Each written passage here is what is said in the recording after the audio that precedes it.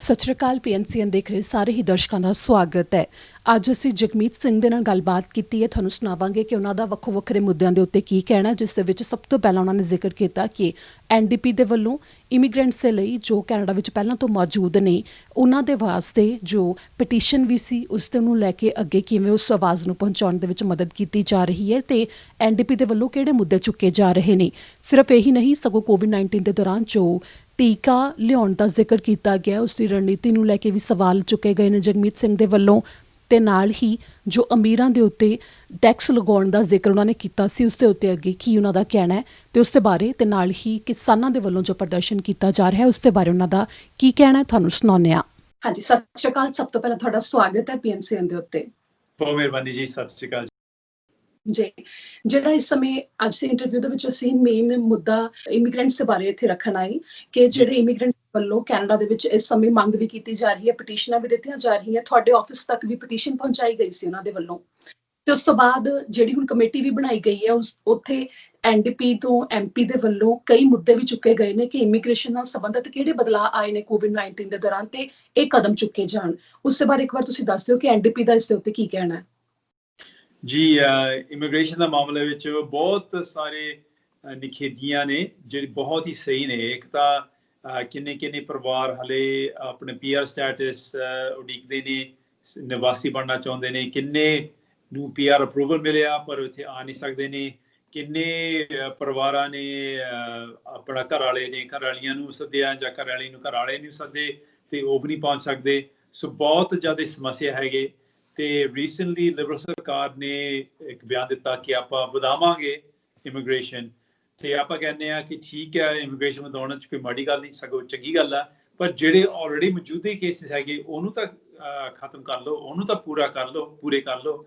ਸੋ ਇਹ ਇੱਕ ਸਮੱਸਿਆ ਜਿਹੜਾ ਹਲੇ ਹੱਲ ਨਹੀਂ ਹੋਇਆ ਜੀ। ਤੇ ਫਿਰ ਜਿਹੜਾ ਤੁਹਾਡੇ ਕੋਲ ਵੀ ਪਟੀਸ਼ਨ ਵੀ ਪਹੁੰਚਾਈ ਗਈ ਸੀ ਉਸ ਤੇ ਵੀ ਮੰਗ ਕੀਤੀ ਜਾ ਰਹੀ ਕਿ ਜਿਹੜੇ ਪਹਿਲਾਂ ਤੋਂ ਕੈਨੇਡਾ ਵਿੱਚ ਮੌਜੂਦ ਨੇ ਉਹਨਾਂ ਦੀਆਂ ਫਾਈਲਾਂ ਨਹੀਂ ਲੱਗ ਪਾ ਰਹੀਆਂ ਕਿਉਂਕਿ ਉਹਨਾਂ ਦੇ ਪੁਆਇੰਟ ਪੂਰੇ ਨਹੀਂ ਹੁੰਦੇ, ਕਿ ਉਹ ਲੋ ਸਕਿਲਡ ਨੇ, ਉਹਨਾਂ ਦੇ ਕੋਲ ਜ਼ਿਆਦਾ ਸਕਿੱਲ ਨਹੀਂ ਹੈਗਾ, ਤਾਂ ਕਰਕੇ ਉਹਨਾਂ ਦੇ ਪੁਆਇੰਟ ਪੂਰੇ ਨਹੀਂ ਹੁੰਦੇ, ਜਿਸ ਕਰਕੇ ਨਾ ਉਹ ਪੱਕੇ ਹੋ ਸਕਦੇ ਨੇ ਨਾ ਉਹ ਵਾਪਸ ਜਾਣਾ ਚਾਹੁੰਦੇ ਨੇ। ਜੀ ਬਿਲਕੁਲ। ਮੈਂ ਤਾਂ ਕਹਿੰਦਾ ਹਾਂ ਕਿ ਜਿਨ੍ਹਾਂ ਨੇ ਇੱਥੇ ਆਏ ਬੜਾ ਸਾਫ਼ ਦਿਸਦਾ ਕਿ ਉਹਨਾਂ ਨੇ ਬਹੁਤ ਕੁਛ ਕੀਤਾ, ਬਹੁਤ ਕੁਰਬਾਨੀਆਂ ਕੀਤੀਆਂ ਤੇ ਉਹਨਾਂ ਦੀ ਦੇਣ ਬਹੁਤ ਹੈ। ਕੈਨੇਡੀਅਨ ਸਮਾਜ ਨੂੰ ਫਾਇਦਾ ਹੀ ਹੋਇਆ ਜਿਹੜੇ ਇੱਥੇ ਆ ਕੇ ਕੰਮ ਕਰਦੇ ਨੇ ਤੇ ਇੱਥੇ ਕੰਟਰੀਬਿਊਟ ਕਰਦੇ ਨੇ, ਉਹਨੂੰ ਤਾਂ ਸਗੋਂ ਪੱਕੇ ਬਣਾਉਣੇ ਚਾਹੀਦੇ ਨੇ ਤੇ ਉਹਨੂੰ ਪੱਕੇ ਬਣਦੇ ਮੌਕੇ ਵੀ ਘੱਟ ਨੇ ਕਿਉਂਕਿ ਨੌਕਰੀਆਂ ਵੀ ਘੱਟ ਹੋ ਗਏ COVID-19 ਕਰਕੇ। ਸੋ ਉਹਨੂੰ ਵੀ ਮੈਂ ਬਿਲਕੁਲ ਸਹਿਮਤ ਹਾਂ ਕਿ ਉਹਨਾਂ ਦਾ ਰਸਤਾ ਸੌਖਾ ਬਣਾਉਣਾ ਚਾਹੀਦਾ ਤੇ ਜਿਨ੍ਹਾਂ ਨੇ ਆਲਰੇਡੀ ਇੰਨਾ ਸਮਾਂ ਸਾਡੇ ਦੇਸ਼ ਇੱਥੇ ਆ ਕੇ ਕੱਟਿਆ ਤੇ ਉਹਨੂੰ ਪੱਕੇ ਕਰਾਉਣਾ, ਉਹਨੂੰ ਸਗੋਂ ਸਾਰਾ ਢਾਂਚਾ ਦਾ ਪਤਾ ਆ, ਉਹਨਾਂ ਨੇ ਸਾਰਾ ਕੁਝ ਦੇਖ ਚੁੱਕਿਆ ਤੇ ਇੱਥੇ ਆਲਰੇਡੀ ਕੰਮ ਕਰ ਰਹੇ ਨੇ ਤੇ ਉਹਨੂੰ ਪੱਕੇ ਬਣਾਉਣਾ ਤਾਂ ਬਹੁਤ ਜਾਇਜ਼ ਗੱਲ ਹੈ। ਤੇ ਫਿਰ ਇਸ ਦੀ ਤੁਸੀਂ ਅੱਗੇ ਸਿਫਾਰਿਸ਼ ਕੀਤੀ ਸੀ ਕਿਉਂਕਿ ਜਿਹੜੀ ਇਹਨਾਂ ਦੇ ਵੱਲੋਂ ਮੰਗ ਕੀਤੀ ਜਾ ਰਹੀ, ਇਹਨਾਂ ਨੇ ਕਿਹਾ ਕਿ ਅਸੀਂ ਜਗਮੀਤ ਸਿੰਘ ਦੇ ਦਫ਼ਤਰ ਦੇ ਵਿੱਚ ਜਾ ਕੇ ਜਦੋਂ ਇਹ ਕੀਤਾ ਉਹਨਾਂ ਨੇ ਵਿਸ਼ਵਾਸ ਦਿਵਾਇਆ ਕਿ ਅੱਗੇ ਗੱਲ ਪਹੁੰਚਾਈ ਜਾਵੇਗੀ, ਤੇ ਤੁਸੀਂ ਅੱਗੇ ਸਿਫਾਰਿਸ਼ ਕੀਤੀ ਹੈ ਇਸ ਦੀ? ਆਪਾਂ ਇਸ ਗੱਲ ਦੇ ਉੱਤੇ ਨੁਮਾਇੰਦਗੀ ਕੀਤੀ ਹੈ। ਸਾਡੀ ਕ੍ਰਿਟਿਕ ਜੈਨੀ ਕੁਆਨ ਹੈ, ਵੈਨਕੂਵਰ ਦੇ MP ਨੇ ਤੇ ਉਹਨਾਂ ਨੇ ਇਸ ਮਸਲੇ ਉਠਾਇਆ ਕਮੇਟੀ 'ਚ ਤੇ ਬਿਆਨ ਦੇ ਵਿੱਚ ਚਿੱਠੀ ਰੂਪ 'ਚ ਤੇ ਆਪਾਂ ਉਠਾਉਂਦੇ ਰਵਾਂਗੇ ਕਿਉਂਕਿ ਬਿਲਕੁਲ ਜਾਇਜ਼ ਗੱਲ ਹੈ। ਦੇਖੋ ਕਿੰਨੇ ਪਰਿਵਾਰ ਹੈਗੇ ਜਿਹੜੇ, ਕਿੰਨੇ ਲੋਕ ਹੈਗੇ ਜਿਹੜੇ ਇੱਥੇ ਇੰਨਾ ਕੁਛ ਕੰਮ ਕਰ ਰਹੇ ਨੇ, ਇੰਨਾ ਕੁਛ ਅਸਲ 'ਚ ਕਿੰਨਾ ਦੇਣ, ਉਹਨਾਂ ਦੀ ਦੇਣ ਕਿੰਨੀ ਹੈ ਤੇ ਹਾਲੇ ਤੱਕ ਉਹਨੂੰ ਕੋਈ ਪਤਾ ਨਹੀਂ ਹੈਗਾ ਕਿ ਆਪਾਂ ਪੱਕੇ ਹੋਵਾਂਗੇ ਨਹੀਂ ਹੋਵਾਂਗੇ, ਕੀ ਹੈਗਾ ਸਾਡਾ ਭਵਿੱਖ 'ਚ ਕੀ ਹੈਗਾ ਉਹਨੂੰ ਪਤਾ ਨਹੀਂ ਹੈਗਾ। ਤੇ ਇਹ ਜਦੋਂ ਲੋਕਾਂ ਨੂੰ ਪਤਾ ਨਹੀਂ ਹੈਗਾ ਅਗਲਾ ਕਦਮ ਕੀ ਹੋਊਗਾ ਉਹ ਬਹੁਤ ਮੁਸ਼ਕਿਲ ਹੈਗਾ। ਜਦੋਂ ਸਾਨੂੰ ਥੋੜ੍ਹਾ ਜਿਹਾ ਪਲਾਨ ਹੁੰਦਾ ਕਿ ਹਾਂ ਠੀਕ ਹੈ ਆਪਾਂ ਇਹ ਕਦਮ ਚੁੱਕ ਕੇ ਫਿਰ ਇਹ ਹੋ ਜਾਊਗਾ ਤੇ ਫਿਰ ਬੰਦਾ ਥੋੜ੍ਹੀ ਆਪਣੀ ਜ਼ਿੰਦਗੀ 'ਚ ਉਹਨੂੰ ਪਤਾ ਲੱਗਦਾ ਕਿ ਕੀ ਹੋਊਗਾ। ਜਦੋਂ ਸਾਨੂੰ ਪਤਾ ਨਹੀਂ ਹੁੰਦਾ ਉਦੋਂ ਫਿਰ ਬਹੁਤ ਆਪਾਂ ਪਰੇਸ਼ਾਨ ਹੁੰਦੇ ਹਾਂ। ਸੋ ਇਸ ਕਰਕੇ ਇਹ ਜਿਹੜੇ ਭੈਣਾਂ ਵੀਰਾਂ ਦਾ ਜੋ ਸਮੱਸਿਆ ਹੈਗਾ ਜਿਹਦੇ 'ਚ ਉਹਨੂੰ ਕੋਈ ਪਤਾ ਨਹੀਂ ਲੱਗਦਾ ਕਿ ਕੀ ਹੋ ਰਿਹਾ, ਉਹਦਾ ਹੱਲ ਕਰਨਾ ਚਾਹੀਦਾ ਆ ਤੇ ਮੈਂ ਬਿਲਕੁਲ ਹੀ ਇਸ ਗੱਲ ਦੇ ਹੱਕ 'ਚ ਹਾਂ। ਜੀ। ਤੇ ਫਿਰ ਹੁਣ ਅੱਗੇ ਸਮੇਂ ਦੇ ਹਾਲਾਤ ਦੀ ਗੱਲ ਕਰੀਏ ਤਾਂ COVID-19 ਨੂੰ ਲੈ ਕੇ ਜੋ ਮਾਮਲੇ ਵੀ ਲਗਾਏ ਜਾ ਰਹੇ ਨੇ, ਸੈਕੰਡ ਵੇਵ ਦੇ ਦੌਰਾਨ ਸਰਕਾਰ ਦੇ ਵੱਲੋਂ ਜਿਹੋ ਜਿਹੇ ਕਦਮ ਚੁੱਕੇ ਗਏ, ਪ੍ਰੋਗਰਾਮਸ ਨੂੰ ਅੱਗੇ ਹੋਰ ਜਿਵੇਂ ਵਧਾਇਆ ਜਾ ਰਿਹਾ, ਉਸ ਦੇ ਉੱਤੇ ਤੁਸੀਂ ਆਪਣੇ ਵੱਲੋਂ ਕੀ ਵਿਚਾਰ ਰੱਖਦੇ ਹੋ? ਜੀ ਦੇਖੋ, ਸ਼ੁਰੂ ਦੇ ਵਿੱਚ ਆਪਾਂ COVID-19 ਜਦੋਂ ਸ਼ੁਰੂ ਹੋਇਆ ਪੈਂਡੈਮਿਕ, ਉਦੋਂ ਆਪਾਂ ਧਿਆਨ ਰੱਖਿਆ ਸੀਗਾ ਲੋਕਾਂ ਦੇ ਉੱਤੇ ਕਿ ਆਪਾਂ ਲੋਕਾਂ ਨੂੰ ਕਿੱਦਾਂ ਮਦਦ ਕਰੀਏ। ਪਹਿਲੀ ਤਾਂ ਆਪਾਂ ਜਿਹੜਾ CERB ਹੈ ਸਰਬ ਨੂੰ ਆਪਾਂ $1000 ਤੋਂ $2000 ਵਧਾਤਾ। ਉਹ ਸਾਡੀ ਨੁਮਾਇੰਦਗੀ ਕਰਕੇ ਇਹ ਗੱਲ ਹੋਈ ਹੈ। ਆਪਾਂ ਲੜ ਕੇ ਇਹ ਜਿੱਤ ਲੋਕਾਂ ਵਾਸਤੇ ਪ੍ਰਾਪਤ ਕੀਤਾ। ਫਿਰ ਆਪਾਂ ਕਿੰਨੀ ਵਾਰੀ ਲੋਕ ਜਿਹੜੇ ਲਿਬਰਲ ਸਰਕਾਰ ਸਰਬ ਨੂੰ ਬੰਦ ਕਰਨਾ ਚਾਹੁੰਦੇ ਸੀਗੇ ਉਹਨੂੰ ਆਪਾਂ ਲਾਗੂ ਰੱਖਣ ਦਾ ਕਾਫੀ ਕੰਮ ਕੀਤਾ ਤੇ ਉਹਨੂੰ ਲਾਗੂ ਰੱਖਿਆ। ਤੇ ਫਿਰ ਵੇਜ ਸਬਸਿਡੀ ਜੋ ਕਿ ਆਮ ਬੰਦਿਆਂ ਨੂੰ ਆਪਣੀ ਨੌਕਰੀ ਬਚਾਉਣ ਵਾਸਤੇ ਇੱਕ ਸਬਸਿਡੀ ਬਣਿਆ ਸੀ, ਉਹਨੂੰ 10 ਤੋਂ 75% ਲੈ ਕੇ ਆਪਾਂ ਲੜ ਕੇ ਜਿੱਤਿਆ ਲੋਕਾਂ ਵਾਸਤੇ। ਤੇ ਅਖੀਰਲੀ ਗੱਲ ਆਪਾਂ ਜੋ ਪੇਜ ਸਿਕਡੇ ਜੇ ਕੋਈ ਬਿਮਾਰ ਹੁੰਦਾ ਉਹਨੂੰ ਹੁਣ ਇਹ ਸਹੂਲਤ ਹੈਗਾ ਕਿ ਜੇ COVID-19 ਕਰਕੇ ਜੋ ਉਹਨੂੰ COVID-19 ਵਰਗੇ ਕੋਈ ਸਿੰਪਟਮਸ ਹੈਗੇ ਤਾਂ ਉਹ ਪੇਡ ਸਿਕ ਲੀਵ ਮਤਲਬ ਕਿ ਉਹ ਬਿਮਾਰ ਹੁੰਦੇ ਉਹਨੂੰ ਫੇਰ ਵੀ ਤਨਖਾਹ ਮਿਲ ਸਕਦਾ ਜੇ ਅਪਲਾਈ ਕਰਨ। ਸੋ ਇਹ ਸਾਰਾ ਕੁਝ ਆਪਾਂ ਕੀਤਾ ਤੇ ਬਹੁਤ ਸਾਰੇ ਜਰਨਲਿਸਟ ਕਹਿ ਰਹੇ ਨੇ ਕਿ ਇਹ ਇੱਕ ਜੋ ਇੰਨਾ ਕੁਝ ਆਪਾਂ ਕਰ ਸਕੇ ਲੋਕਾਂ ਵਾਸਤੇ ਇਹ ਇੱਕ ਇਤਿਹਾਸਿਕ ਜਿੱਤ ਹੈ। ਕਦੇ ਪਹਿਲਾਂ ਕਿਸੇ ਆਪੋਜੀਸ਼ਨ ਪਾਰਟੀ ਨੇ ਇੰਨਾ ਕੁਝ ਇੰਨੇ ਸਹੂਲਤਾਂ ਲੋਕਾਂ ਤੱਕ ਪਹੁੰਚਾਇਆ ਨਹੀਂ ਤੇ ਆਪਾਂ ਹਲੇ ਵੀ ਆਪੋਜੀਸ਼ਨ ਹੈਗੀਆਂ। ਜੇ ਆਪਾਂ ਸਰਕਾਰ 'ਚ ਹੁੰਦੇ ਆਪਾਂ ਕਾਫੀ ਕੁਝ ਡਿਫਰੈਂਟ ਕਰਦੇ, ਪਰ ਮਾਣ ਹੈ ਕਿ ਆਪਾਂ ਲੋਕਾਂ ਤੱਕ ਕਾਫੀ ਕੁਝ ਹੁਣ ਤੱਕ ਪਹੁੰਚਾਇਆ। ਪਰ ਸਾਨੂੰ ਪਤਾ ਆ ਕਿ ਹੋਰ ਮਦਦ ਦੀ ਲੋੜ ਹੈ। ਸਮਾਲ ਬਿਜ਼ਨੈਸਿਸ ਨੂੰ ਆਪਾਂ ਜਿਹੜੀ ਰੈਂਟ ਦੀ ਸਹਾਇਤਾ ਪਹਿਲਾਂ ਉਹਨਾਂ ਨੇ ਲਿਬਰਲ ਨੇ ਬਣਾਇਆ ਸੀਗਾ ਕਿ ਜਿਹੜਾ ਲੈਂਡਲੋਰਡ ਉਹੀ ਅਪਲਾਈ ਕਰ ਸਕਦਾ। ਆਪਾਂ ਕਹਿੰਦੇ ਸੀ ਕਿ ਨਹੀਂ ਗੱਲ ਨਹੀਂ ਬਣਦੀ, ਜੇ ਟੈਨੈਂਟ ਆਪ ਨਹੀਂ ਅਪਲਾਈ ਕਰ ਸਕਦਾ ਤਾਂ ਲੈਂਡਲੋਰਡ ਨੂੰ ਕੀ ਲੋੜ ਹੈ। ਲੈਂਡਲੋਰਡ ਤਾਂ ਕਹੂਗਾ ਕਿ ਚਲੋ ਆਪਾਂ ਨਵਾਂ ਟੈਨੈਂਟ ਲੱਭਾਂਗੇ, ਪਰ ਟੈਨੈਂਟ ਨੂੰ ਹੀ ਆਪਾਂ ਦੇਣਾ ਚਾਹੀਦਾ ਮਦਦ ਕਿ ਉਹ ਜੇ ਉਹਨੂੰ ਰੈਂਟ ਦੀ ਲੋੜ ਹੋਵੇ ਕਿਉਂਕਿ ਲਾਕਡਾਊਨ ਕਰਕੇ ਆਪਣਾ ਦੁਕਾਨ ਨੂੰ ਬੰਦ ਕਰਨਾ ਪਿਆ ਤਾਂ ਉਹਨੂੰ ਆਪਾਂ ਡਾਇਰੈਕਟਲੀ ਮਦਦ ਦਈਏ ਜਿਹੜਾ ਟੈਨੈਂਟ ਬਿਜ਼ਨਸ ਟੈਨੈਂਟ ਆ, ਨਾ ਕਿ ਲੈਂਡਲੋਰਡ ਜਿਹੜਾ ਬਿਲਡਿੰਗ ਦਾ ਮਾਲਕ ਹੈ। ਆਪਾਂ ਜਿਹੜਾ ਟੈਨੈਂਟ ਹੈਗਾ ਉਹਨੂੰ ਆਪਾਂ ਮਦਦ ਕਰੀਏ। ਸੋ ਆਪਾਂ ਕੰਮ ਕੀਤਾ, ਨੁਮਾਇੰਦਗੀ ਕੀਤੀ ਹੈ ਕਿ ਉਹ ਚੇਂਜ ਆਵੇ, ਚੇਂਜ ਲਿਆਇਆ ਤੇ ਹੋਰ ਵੀ ਕਾਫੀ ਕੁਝ ਹੈਗਾ ਕਰਨ ਨੂੰ। ਪਰ ਆਪਾਂ ਲੋਕਾਂ ਨੂੰ ਇਹ ਦੱਸਣਾ ਚਾਹੁੰਦੇ ਕਿ ਹਰ ਵਕਤ ਹਰ ਵੇਲੇ ਆਪਾਂ ਤੁਹਾਡੇ ਲਈ ਹਾਜ਼ਰ ਹਾਂ ਤੇ ਆਪਾਂ ਆਮ ਲੋਕਾਂ ਵਾਸਤੇ ਲੜਦੇ ਰਵਾਂਗੇ।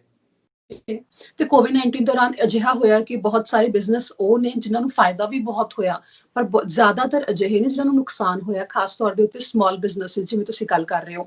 ਤਾਂ ਉਸ ਦੇ ਵਿੱਚ ਇਹ ਵੇਜ ਸਬਸਿਡੀ ਪ੍ਰੋਗਰਾਮ ਹੋਵੇ ਜਾਂ ਫਿਰ ਜੇ ਉਹਨਾਂ ਨੂੰ ਲੋਨ ਦਿੱਤਾ ਗਿਆ ਉਸ ਦੇ ਵਿੱਚ ਕੁਝ ਰਕਮ ਮਾਫ ਕਰਨ ਦੀ ਗੱਲ ਕੀਤੀ ਗਈ ਜਾਂ ਫਿਰ ਆਹ ਜਿਹੜੀ ਰੈਂਟ ਦੇ ਵਿੱਚ ਹੈਲਪ ਹੈ, ਕੀ ਤੁਸੀਂ ਇਹਦੇ ਉੱਤੇ ਆਪਣੀ ਸਹਿਮਤੀ ਪ੍ਰਗਟਾਉਂਦੇ ਹੋ ਕਿ ਇਹ ਬਹੁਤ ਹੈ ਕਿ ਉਹਨਾਂ ਨੂੰ ਜਿਹੜੀ ਮਦਦ ਦਿੱਤੀ ਜਾ ਰਹੀ ਹੈ ਜਾਂ ਫਿਰ ਕੁਝ ਹੋਰ ਹੋਣਾ ਚਾਹੀਦਾ ਸੀ, ਉਹ ਕੀ ਹੈ?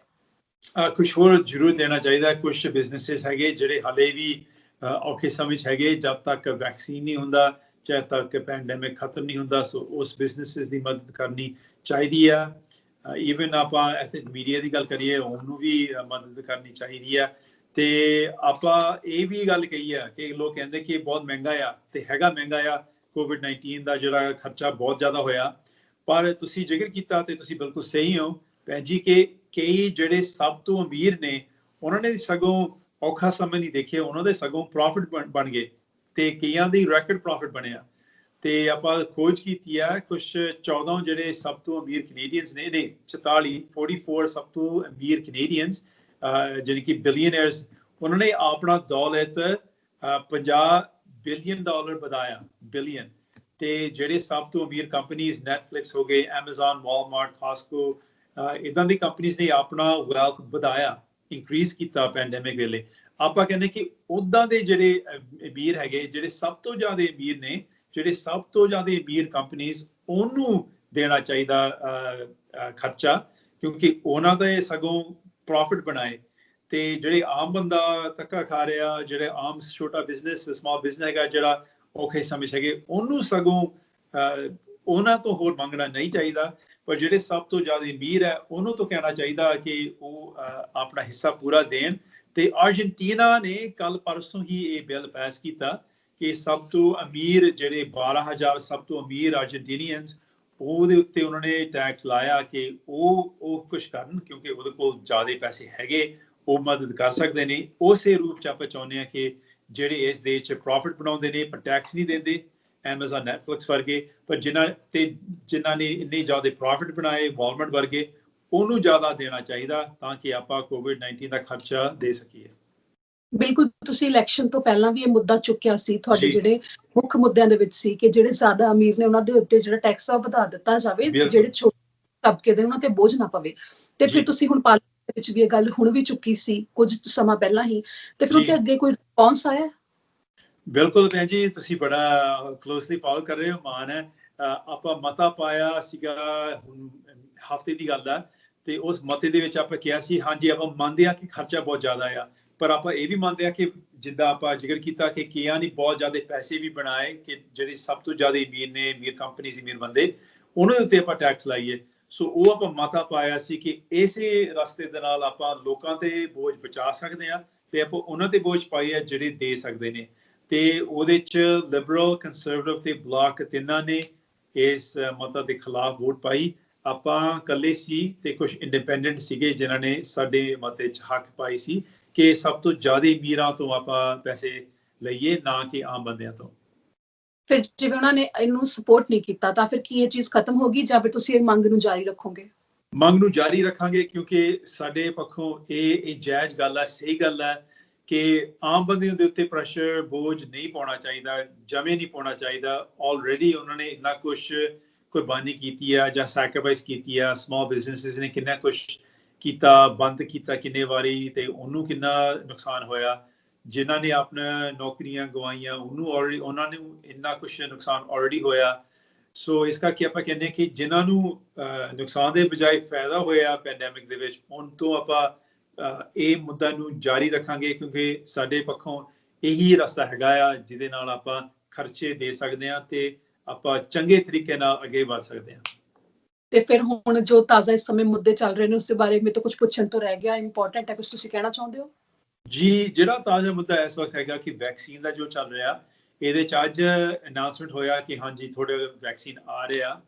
ਸਾਨੂੰ ਸਾਡੇ ਇਹਦੇ ਚ ਇਹ ਚਲੋ ਨਿਖੇਧੀ ਕਹਿ ਲਓ, ਆਪਣੀ ਇਹ ਫੀਡਬੈਕ ਹੈਗਾ ਕਿ ਲਿਬਰਲ ਸਰਕਾਰ ਨੇ ਹਾਲੇ ਤੱਕ ਸਾਨੂੰ ਪਲਾਨ ਨਹੀਂ ਦੱਸਿਆ ਕਿ ਉਹਨਾਂ ਦਾ ਕੀ ਓਵਰਆਲ ਪਲਾਨ ਕੀ ਹੈਗਾ, ਕਿਹਨੂੰ ਦੇਣਾ, ਕਿੰਨੇ ਬੰਦੇ ਨੂੰ ਦੇਣਾ, ਕਦੋਂ ਤੱਕ ਦੇਣਾ ਸ਼ੁਰੂ ਹੋਊਗਾ, ਕਿਵੇਂ ਟਰਾਂਸਪੋਰਟ ਕਰਨਗੇ ਤੇ ਕਿਵੇਂ ਲੋਕਾਂ ਤੱਕ ਪਹੁੰਚਾਉਣਾ।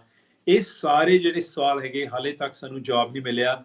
ਸੋ ਇੱਕ ਪਾਸਿਓਂ ਵੈਕਸੀਨ ਦਾ ਅਨਾਉਂਸਮੈਂਟ ਹੋਇਆ, ਬਿਆਨ ਹੋਇਆ, ਪਰ ਦੂਜੇ ਪਾਸਿਓਂ ਪਲਾਨ ਤੋਂ ਬਿਨਾਂ ਇਹ ਬਿਆਨ ਦਾ ਲੋਕਾਂ ਤੱਕ ਕੋਈ ਫਾਇਦਾ ਹਾਲੇ ਨਹੀਂ ਹੋਇਆ। ਲੋਕ, ਸਮਾਲ ਬਿਜ਼ਨੈਸਿਸ ਨੂੰ ਹਾਲੇ ਵੀ ਨਹੀਂ ਪਤਾ ਹੈਗਾ ਕਿ ਉਹਨਾਂ ਦਾ ਬਿਜ਼ਨਸ ਚੰਗਾ ਕਦੋਂ ਹੋਊਗਾ, ਜਾਂ ਲੋਕ ਰੈਸਟੋਰੈਂਟ ਜਾਂ ਸਮਾਲ ਬਿਜ਼ਨਸ ਜਾਣ ਨੂੰ ਕਿੱਦਾਂ ਸ਼ੁਰੂ ਕਰਨਗੇ। ਸੋ ਪਲਾਨ ਤੋਂ ਬਿਨਾਂ ਇਹ ਅਨਾਉਂਸਮੈਂਟ ਦਾ ਕੋਈ ਫਾਇਦਾ ਨਹੀਂ ਹੋਇਆ।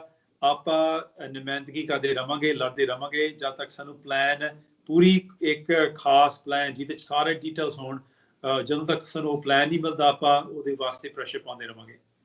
ਪਰ ਇਸ ਦੇ ਵਿੱਚ ਪ੍ਰਧਾਨ ਮੰਤਰੀ ਜਸਟਿਨ ਟਰੂਡੋ ਦੇ ਵੱਲੋਂ ਤਾਂ ਇਹ ਕਿਹਾ ਗਿਆ ਸੀ ਕਿ ਰਣਨੀਤੀ ਬਣਾ ਲਈ ਗਈ ਹੈ ਕਿ ਕਿਸ ਤਰ੍ਹਾਂ ਅੱਗੇ ਜਲਦੀ ਤੋਂ ਜਲਦੀ ਜਿਹੜਾ ਇਸ ਟੀਕੇ ਨੂੰ ਪਹੁੰਚਾਇਆ ਜਾਣਾ ਹੈ। ਤੇ ਜਦੋਂ ਅਸੀਂ ਲਿਬਰਲ ਐਮਪੀਸ ਦੇ ਨਾਲ ਵੀ ਇੰਟਰਵਿਊ ਕੀਤੀ ਸੀ, ਉਹਨਾਂ ਨੇ ਵੀ ਕਿਹਾ ਸੀ ਰਣਨੀਤੀ ਬਣ ਗਈ ਹੈ। ਫਿਰ ਉਹ ਜਿਹੜੀ ਬਣੀ ਹੈ ਉਹਦੇ ਬਾਰੇ ਕਿਉਂ ਜ਼ਿਕਰ ਹੋ ਰਿਹਾ ਹੈ? ਇਸੇ ਕਰਕੇ ਆਪਾਂ ਕਹਿੰਦੇ ਹਾਂ ਕਿ ਬਾਕੀ ਦੇਸ਼ਾਂ ਨੇ ਬੜਾ ਕਲੀਅਰ ਪਲਾਨ ਸਾਨੂੰ ਦੱਸਿਆ। ਹੁਣ ਆਪਾਂ ਆਸਟ੍ਰੇਲੀਆ ਦਾ ਐਗਜ਼ਾਮਪਲ ਲੈ ਲਈਏ। ਆਸਟ੍ਰੇਲੀਆ ਦੇ ਵਿੱਚ, ਆਸਟ੍ਰੇਲੀਆ ਸਾਡੇ ਵਰਗਾ ਦੇਸ਼ ਹੈ, ਤਕਰੀਬਨ ਬਰਾਬਰ ਪਾਪੂਲੇਸ਼ਨ, ਆਬਾਦੀ ਬਰਾਬਰ, ਤੇ ਜਿੱਦਾਂ ਵੱਡਾ ਦੇਸ਼ ਹੈ ਜਿਹਦੇ ਚ ਆਬਾਦੀ ਸਪਾਰਸ ਹੈਗਾ, ਜਿੱਦਾਂ ਸਾਰੇ ਕਿਤੇ ਨਹੀਂ ਹੈਗਾ, ਕਿ ਥਾਂ ਨਹੀਂ ਹੈਗਾ। ਸੋ ਆਸਟ੍ਰੇਲੀਆ ਤੇ ਕੈਨੇਡਾ ਦਾ ਮੁਕਾਬਲਾ ਕਰਨਾ ਗੱਲ ਬਣਦੀ ਹੈ। ਤੇ ਆਸਟ੍ਰੇਲੀਆ ਨਾਲ ਕਿੰਨੇ ਮਹੀਨਿਆਂ ਤੋਂ ਪੂਰਾ ਉਹਨਾਂ ਦੇ ਪਲਾਨ ਤੁਸੀਂ ਸਰਚ ਕਰਕੇ ਪਾ ਕੇ ਤੁਸੀਂ ਦੇਖ ਸਕਦੇ ਹੋ ਕਿ ਕਿੰਨਾ ਕੁ, ਮੈਂ ਖੁਦ ਪੜਿਆ, ਉਹਨਾਂ ਕੋਲ ਸਾਰਾ ਕੁਝ ਡੀਟੇਲ ਸੀਗਾ, ਕਦੋਂ ਆ ਮਿਲ ਸਕਦਾ, ਜੇ ਇਹ ਵੈਕਸੀਨ ਨਹੀਂ ਚੱਲਦਾ ਤੇ ਦੂਜਾ ਚੱਲਦਾ, ਕਿੰਨਾ ਕੁਛ ਹੁਣ ਦੇਣਗੇ, ਕਿਹਨੂੰ ਦੇਣਗੇ, ਕਿਵੇਂ ਦੇਣਗੇ, ਸਾਰੇ ਇਦਾਂ ਦੇ ਸਵਾਲ ਦੇ ਜਵਾਬ ਉਹਨੇ ਲਿਖਿਆ। ਤੇ ਇਸ ਕਰਕੇ ਫਿਰ ਲੋਕਾਂ ਨੂੰ ਥੋੜੀ ਹੌਸਲਾ ਮਿਲਦਾ ਕਿ ਠੀਕ ਹੈ ਹੁਣ ਸਾਨੂੰ ਪਤਾ ਆ। ਤੇ ਹਾਲੇ ਤੱਕ ਮੈਂ ਤਾਂ ਇੱਕ ਆਪੋਜੀਸ਼ਨ ਲੀਡਰ ਹੈਗਾ ਤੇ ਮੈਨੂੰ ਵੀ ਨਹੀਂ ਮਿਲਿਆ ਹਾਲੇ ਤੱਕ ਕੋਈ ਪਲਾਨ ਜਿਹਦੇ ਚ ਮੈਨੂੰ ਖੋਜ ਨਾਲ ਦੱਸਿਆ ਕਿ ਕੀ ਕੁਛ ਹੋਊਗਾ, ਕਦੋਂ ਹੋਊਗਾ, ਕਿਵੇਂ ਹੋਊਗਾ। ਆਮ ਬੰਦਾ ਫਿਰ ਪਰੇਸ਼ਾਨ ਹੀ ਰਹੂਗਾ ਜਦ ਤੱਕ ਪਲਾਨ ਨਹੀਂ ਛਾਪਿਆ ਜਾਂਦਾ, ਤੇ ਕੋਈ ਮੈਨੂੰ ਕਾਰਨ ਨਹੀਂ ਦੱਸਿਆ ਕਿ ਉਹ ਪਲਾਨ ਨੂੰ, ਜੇ ਉਹਦੇ ਕੋਲ ਹੈਗਾ, ਛੁਪਾਏ ਰੱਖਿਆ ਕਿਉਂ, ਤੇ ਜੇ ਨਹੀਂ ਹੈਗਾ ਕਿਉਂ ਨਹੀਂ ਬਣਾਇਆ। ਸੋ ਇਹ ਜਿਹੜੇ ਸਵਾਲ ਹੈ ਬੜੇ ਅਹਿਮ ਸਵਾਲ ਨੇ, ਤੇ ਇਹਦੇ ਸਵਾਲ ਵੀ, ਇਸ ਸਵਾਲ ਦੇ ਜਵਾਬ ਵੀ ਬੜੇ ਸੌਖੇ ਦੇ ਸਕਦੇ ਨੇ, ਤੇ ਹਾਲੇ ਤੱਕ ਲਿਬਰਲ ਸਰਕਾਰ, ਜਸਟਿਨ ਟਰੂਡੋ ਨੇ ਹਾਲੇ ਤੱਕ ਸਾਨੂੰ ਦਿੱਤਾ ਨਹੀਂ ਹੈਗਾ ਜਵਾਬ। ਜੀ, ਤੇ ਅੰਤ ਵਿੱਚ ਮੈਂ ਤੁਹਾਨੂੰ ਕਿਸਾਨਾਂ ਦੇ ਬਾਰੇ ਪੁੱਛਣਾ ਚਾਹੁੰਦੀ ਹਾਂ, ਜਿਹੜੇ ਭਾਰਤ ਦੇ ਕਿਸਾਨ ਨੇ, ਪ੍ਰੋਟੈਸਟ ਕਰ ਰਹੇ ਨੇ ਇਸ ਸਮੇਂ। ਜੀ, ਆਪਾਂ ਬੜੇ ਸਖਤ ਲਫ਼ਜ਼ਾਂ 'ਚ ਨਿਖੇਧੀ ਕੀਤੀ ਹੈ ਜੋ ਇੰਡੀਅਨ ਸਰਕਾਰ ਨੇ ਅਹਿੰਸਾ ਤੇ ਹਮਲਾ ਨਿਰਦੋਸ਼ ਪ੍ਰੋਟੈਸਟ ਦੇ ਉੱਤੇ ਕੀਤਾ। ਇਹ ਗੱਲ ਬਿਲਕੁਲ ਹੀ ਗਲਤ ਹੈ। ਦੂਜੀ ਗੱਲ, ਆਪਾਂ ਇੱਥੇ ਤੱਕ ਵੀ ਜਾ ਸਕਦੇ ਹਾਂ ਕਿ ਜਿਹੜੀ ਪਾਲਿਸੀ ਮੋਦੀ ਨੇ ਲਿਆ ਆ, ਇਹ ਜਿਹਦੇ 'ਚ ਕਿਸਾਨਾਂ ਦੇ ਉੱਤੇ ਹਮਲਾ ਆ, ਉਹਨਾਂ ਦੇ ਹੱਕਾਂ ਦੇ ਉੱਤੇ ਹਮਲਾ ਆ, ਇਹ ਗਲਤ ਆ। ਹੋਣਾ ਕੀ ਚਾਹੀਦਾ ਕਿ ਕਿਸਾਨ ਜਿਹੜਾ ਹੈਗਾ ਉਹਦੇ ਸਗੋਂ ਸਹੂਲਤ ਹੋਵੇ, ਉਹਦੀ ਮਦਦ ਕੀਤੀ ਜਾਵੇ, ਤਾਂ ਕਿ ਹਰੇਕ ਦੇਸ਼ ਦੇ ਵਿੱਚ ਕਿਸਾਨ ਨੂੰ ਸਾਨੂੰ ਜ਼ਰੂਰਤ ਹੈ, ਆਪਾਂ ਖਾਂਦੇ ਹਾਂ ਕਿਉਂਕਿ ਕਿਸਾਨ ਨੇ ਕੁਝ ਫਸਲ ਉਗਾਇਆ, ਤੇ ਪਾਲਿਸੀਜ਼ ਕਿਸਾਨਾਂ ਦੇ ਹੱਕ 'ਚ ਹੋਣੇ ਚਾਹੀਦੇ, ਕਿਉਂਕਿ ਕਿਸਾਨ ਦੇ ਹੱਕ 'ਚ ਹੋਣ ਪਾਲਿਸੀਜ਼ ਤਾਂ ਲੋਕਾਂ ਦੇ ਹੱਕ 'ਚ ਹੋਊਗਾ। ਸੋ ਆਪਣੀ ਇਹ ਕਹਿਣਾ ਹੈਗਾ ਕਿ ਵਾਇਲੈਂਸ ਨਹੀਂ ਹੋਣਾ ਚਾਹੀਦਾ। ਜੇ ਕੋਈ ਮੋਰਚਾ ਕਰਦਾ ਉਹਦਾ ਹੱਕ ਬਣਦਾ, ਲੋਕਤੰਤਰ ਦੇਸ਼ ਦੇ ਵਿੱਚ ਤਾਂ ਮੋਰਚਾ ਕਰਨ ਦਾ ਹੱਕ ਬਣਦਾ, ਤੇ ਸਰਕਾਰ ਨੂੰ ਕੋਈ ਕਿਸਮ ਦਾ ਹਮਲਾ ਨਹੀਂ ਕਰਨਾ ਚਾਹੀਦਾ ਨਿਰਦੋਸ਼ ਮੋਰਚੇ ਕਰਨ ਵਾਲਿਆਂ ਦੇ ਉੱਤੇ। ਤੇ ਜਿਹੜੇ ਮੋਰਚੇ ਕਰ ਰਹੇ ਨੇ ਉਹ ਕਿਸਾਨਾਂ ਦੇ ਹੱਕ ਵਾਸਤੇ ਮੰਗ ਰਹੇ ਨੇ, ਤੇ ਕਿਸਾਨਾਂ ਦੀ ਹੱਕ ਹੋਣੇ ਚਾਹੀਦੇ। ਜੀ, ਥੈਂਕ ਯੂ ਸੋ ਮਚ ਸਾਨੂੰ ਇੰਨੀ ਵਧੀਆ ਜਾਣਕਾਰੀ ਦੇਣ ਦੇ ਵਾਸਤੇ ਤੇ ਗੱਲਬਾਤ ਦੇ ਲਈ। ਬਹੁਤ ਮਿਹਰਬਾਨੀ ਪੁਨੀਤ ਕੌਰ ਜੀ। Thank you.